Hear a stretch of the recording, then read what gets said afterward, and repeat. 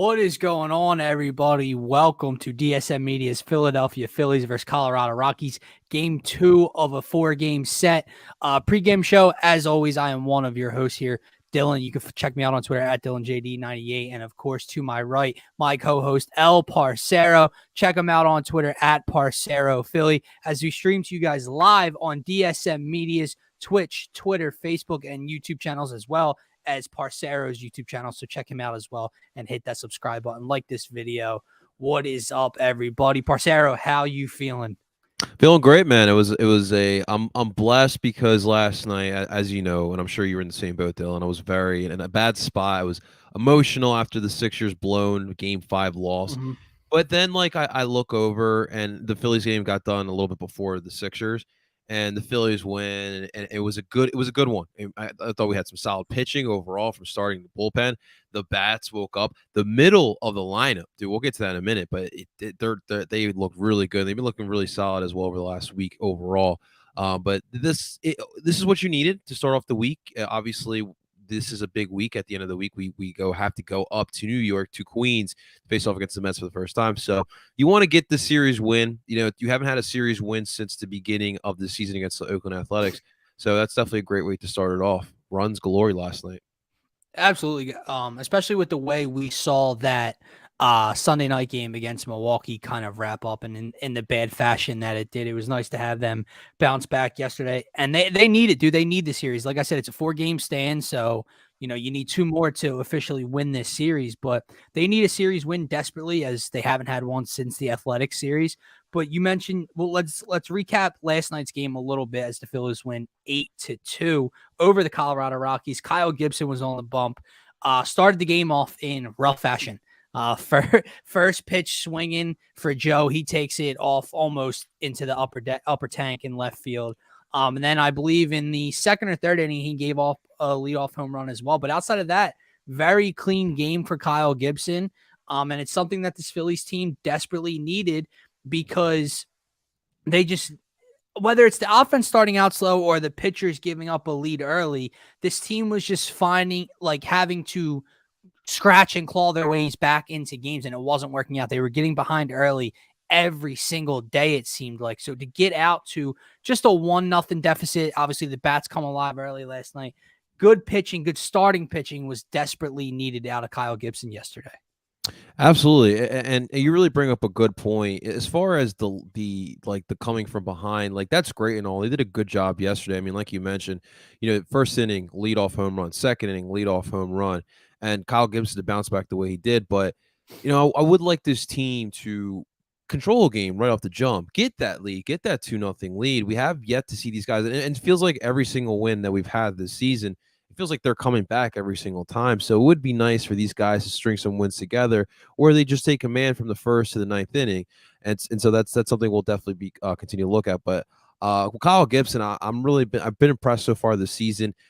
Look, he'll never be like an ace type. Like, we all know that. I don't think he'll ever be top of the rotation type of dude. But if he could be your third, fourth solidified starter, that's good for us. And he's definitely gaining the trust of Joe Girardi. He went 94 pitches yesterday, and obviously he pitched 5 2/3. And so he's definitely getting that trust from Joe Girardi, and he stuck with this thing. He had confidence in himself. I think that's the most important part, especially when we're talking about our starting routine. These guys continue to grow with confidence, and everything will be good with us going forward. Yeah, I mean, when you give up a first pitch leadoff home run to start a ball game, when you know your team desperately needs a win at home, not much of a crowd there last night, obviously, with the Sixers playing across the street. Still 20,000 though, I think, which is pretty good. Still pretty good, but that can be pretty defeating if you're Kyle Gibson out there, and he almost, like I said, upper tanked it. So that could have been a very, very bad start. He didn't let it get to him. He went 5 2/3, only 3 hits, 2 earned, given up, struck out 4, and walked 2. Familia came in, had a clean inning. Norwood had a clean inning, and Bailey Falter only gave up 1 hit as well. No runs scored from the bullpen last night. So very good all-around pitching, but the bats woke up a little bit last night, Parcero, putting 8 on the board. And you mentioned the middle of this lineup. Obviously, Boehm, Camargo, and Bierling went hitless last night. However, Bryce gets on the board with an Oppo Taco. Rhys, 3 hits, I believe 2 doubles. Nick had a hit. Gene had a hit. JT had two. Schwarber had a single or a double. Actually, sorry, double. What a blunder in the outfield that was. That was awesome. But the middle of the lineup, the meat of this order, woke up last night, and you have to hope that's something to jumpstart them, and that they can sustain that kind of offense.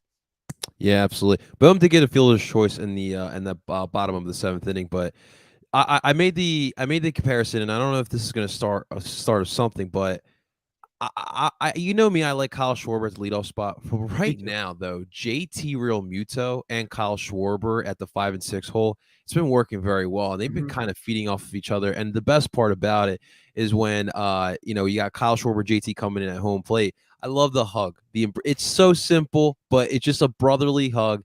And I think those guys, for right now, you can't move them, not because of Kyle Schwarber struggling. He's obviously batting he's batting better since he's moved in that 6 hole. But JT and Kyle got something going on in the 5 and 6 hole.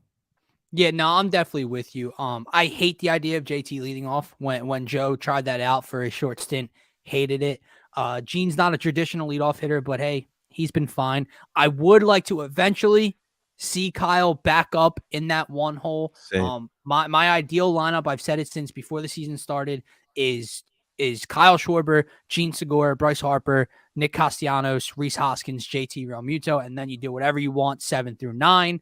But hey, if this continues to work, if this lineup can start to click as is right now, you don't mess with it. I think that's something that Joe Girardi's looking to find. And you mentioned the embrace, the hug at home plate.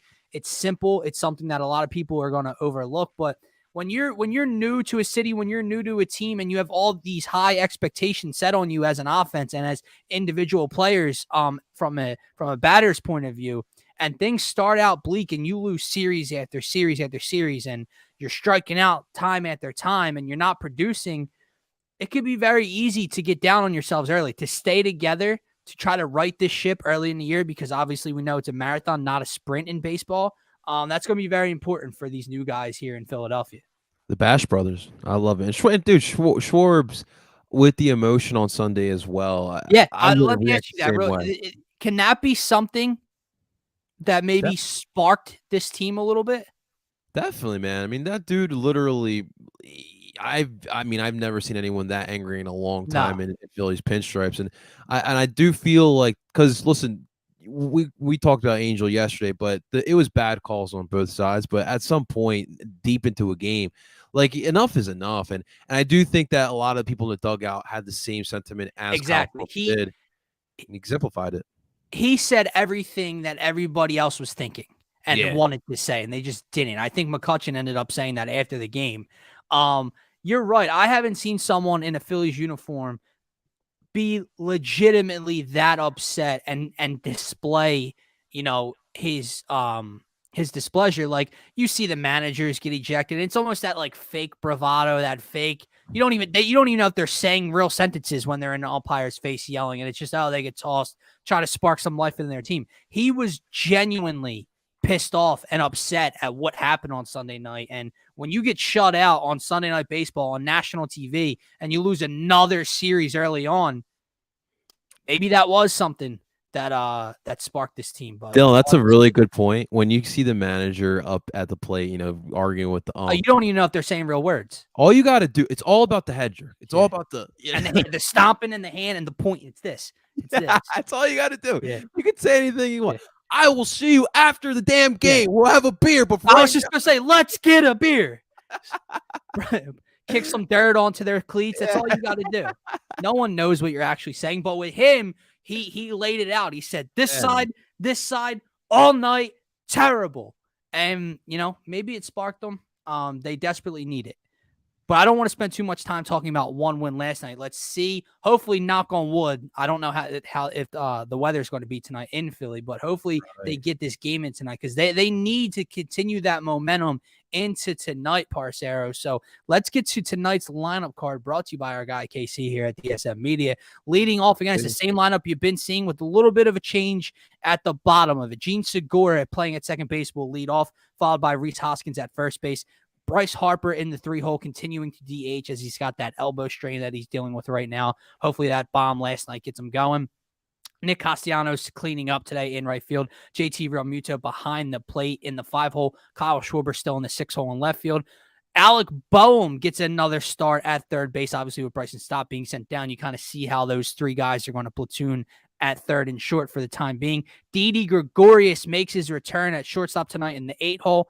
We can talk about that in a minute. And then Odubel Herrera in center field to wrap up that order right there. Yeah, what are you doing? Why is Camargo at the line? So talk to me. 1 through 6, 1 through 7 really is the same as it's been the last couple of nights. Talk to me about the bottom two. Didi's back and Herrera getting in over Vierling. Thoughts on that? Well, it's interesting because yesterday we talked about before we did the pregame show. An hour before that, we got the Bryson news. Obviously, he's heading back down to Lehigh Valley, but obviously, Didi is Joe's guy. He's gonna get some leniency as much as he can. What's up, Scotty? We got Scotty in the chat as well. I'm not one of these guys who just doesn't like. Is just one that's like Didi doesn't belong on the baseball field. Get him out of here. Look, he's going to be part of this team. It's not the worst possible case scenario. There was an instance in the beginning of the season where he did look good. He was hitting the ball. So look, it's going to be tough for him to come back after the injury to get back in the groove of things. But he's going to continue going out there. I'm curious to see what we're going to see from Odubel. I know he played this past week, and I didn't get a chance to watch him play. But you mentioned earlier about the leadoff spot. Double has some leadoff experience, and that's just what I'm just not. I'm hoping that just does not happen. But it's interesting that after an 0-4 game for Johan Camargo, we go with Didi Gregorius here. But that's Joe's guy, and he's going to get him in there as much as he possibly can. Absolutely, if he's healthy, regardless if we, the fan base, want Didi in the lineup, Joe's going to trot him out there as much as physically possible.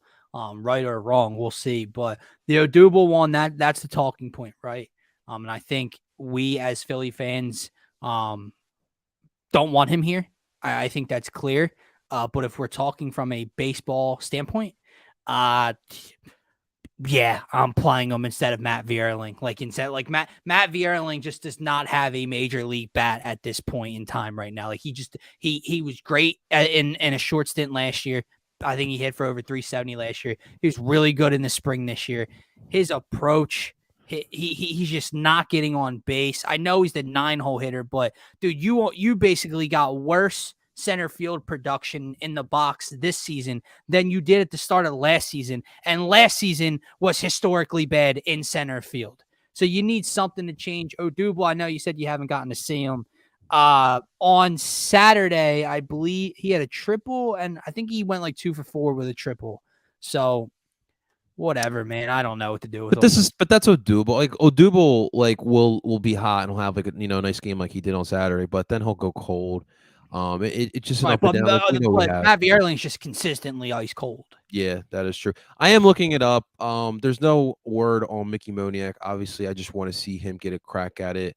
Because he obviously had a great camp as well. And look, when he comes back, he's gonna have his growing pains of trying to get back in the rhythm of what he was doing in spring training. So it's interesting, Mike Cross. It's interesting to see if Dombrowski does something at this position as well. I would hope that he would go more towards starting pitching, but we'll obviously we're too far away from all that. But yeah, we got some guys who got a lot to prove here in these next couple games, next couple series. I think outside of the bottom two, which again is kind of that not who cares sign, but we're looking at the meat of this order 1 through 7, see if they can continue to produce. That's how this Phillies team is going to go. But let's get into the starters tonight as Zach Eflin's on the bump for the Fightins, and they're going against German Marquez, who doesn't have a decision in 17 and a third innings pitched so far this season. He's got a 4.67 ERA, a 1.38 WHIP, strikeout rate to walk ratio of 13-3 this season. Parcero, who do you give the edge to here? And specifically, what are you looking for out of Zach Eflin tonight? Because his last outing, remind me if I'm wrong, was a very short stint. Was his last outing against the Colorado Rockies? I think so, and I'm pretty sure it was a very short outing. We'll double check here because let me see. So I have it here. He went 5 2/3. Oh yeah, 9 hits, 4 earned. Yeah. I got 8 hits here, 2 earned, but oh really? That's weird. Yeah, I'm on MLB.com. I'm on the score app, so you never know what the score is. But look, it's interesting because I also did put on TikTok I think it was the starting lineup. I put the starting lineup out there on TikTok, and someone goes, "I like the lineup. I just don't like as Zach Eflin." And I'm thinking to myself, like, Zach is coming off of a tendonitis injury, and like, look, we probably none of us have probably gone through tendonitis injury, but that's something that just lingers, just doesn't Right. just go away, and it's got to be hard, especially as a pitcher. You think about it, like people just see an arm throwing balls. That's all it is. Like, no, pitching is much more than just your arm. It's your whole entire body essentially, and so that's got to be so uncomfortable for him. But I look, I think that that last start against the Rockies was definitely a building point for him.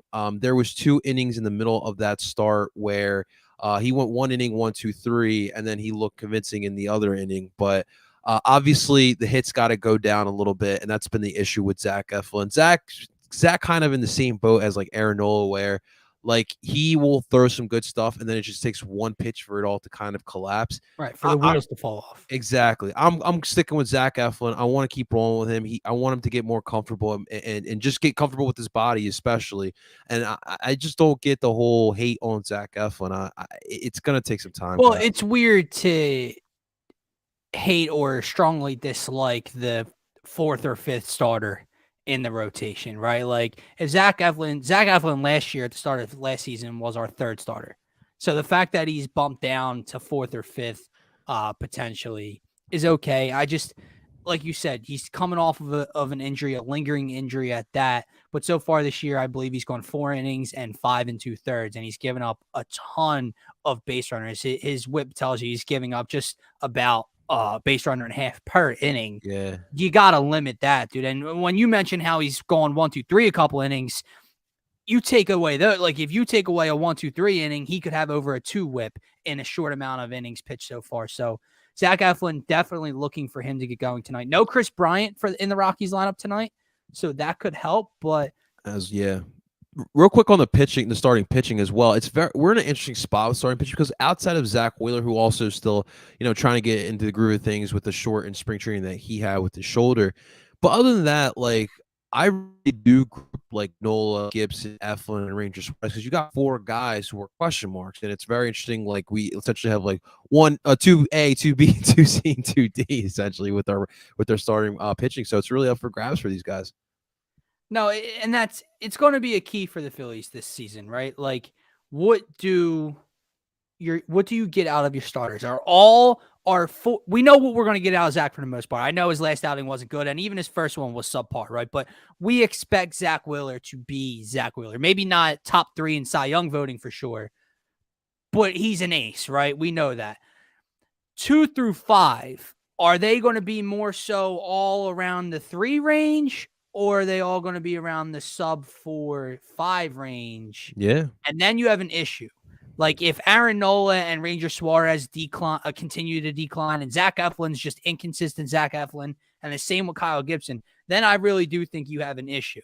But I see the upside of it. I see 5 guys that are better than the rotation you had last year. I see 5 guys that can go out on any given night and give you 7 to 8 solid innings. But I also know the other end of it. You could get 4 1/3, 9 hits, 6 earned. Yeah, I mean anything's better than Matt Moore, Chase Anderson, or Spencer Howell rounding out your starting rotation for sure. But yeah, I mean, listen to me. I'm not. Everyone's like, there's still people worried about the bats. I'm not really worried about it. I know that once we play more games, they're gonna get more. They're gonna get hot.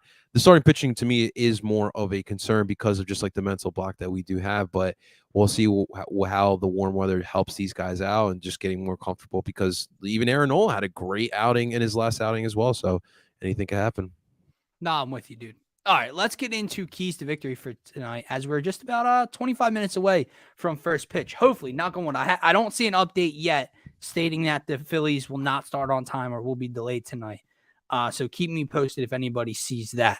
If you want, real quick, I do have the weather app here. So right now, it looks like 71% rain at 7 p.m.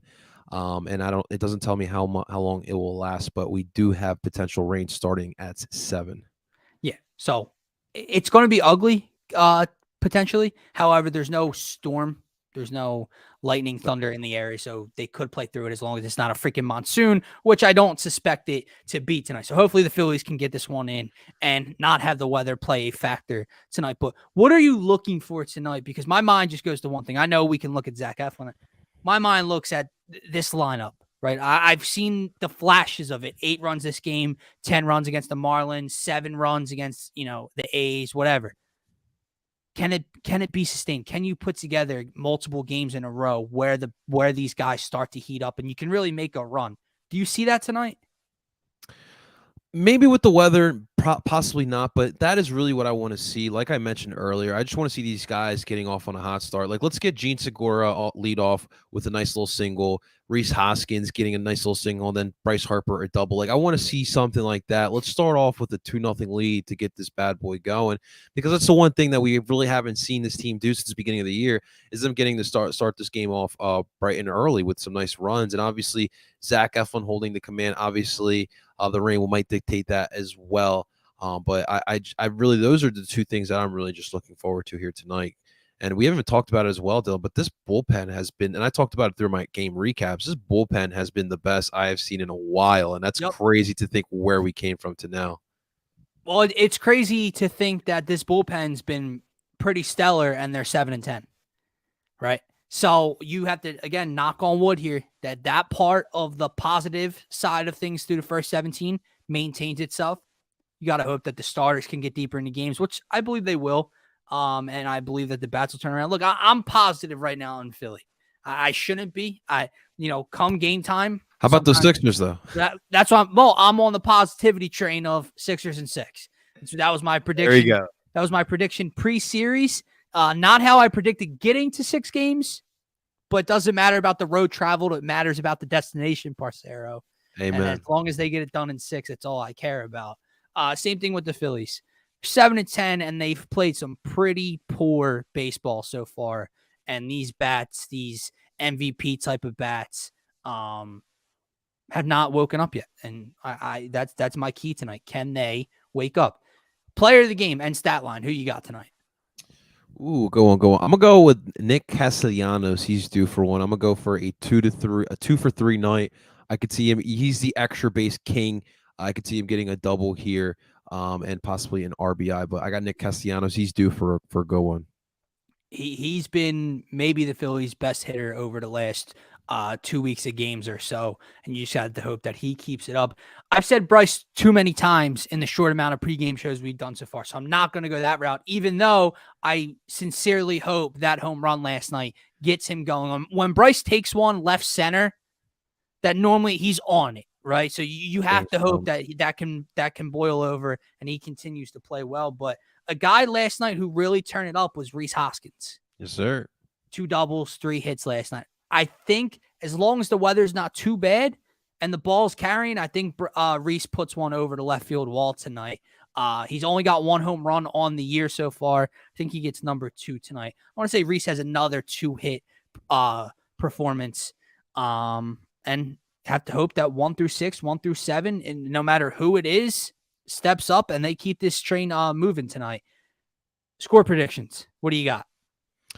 All right, I'm going to go with a 4-2 victory for the Phillies. Hopefully, we don't have too crazy of a delay here tonight if we get some rain. I don't, like we talked about, don't anticipate any thunder, so that should be good. But I got a 4-2-1 and an ugly one, and the Phillies hell victory here.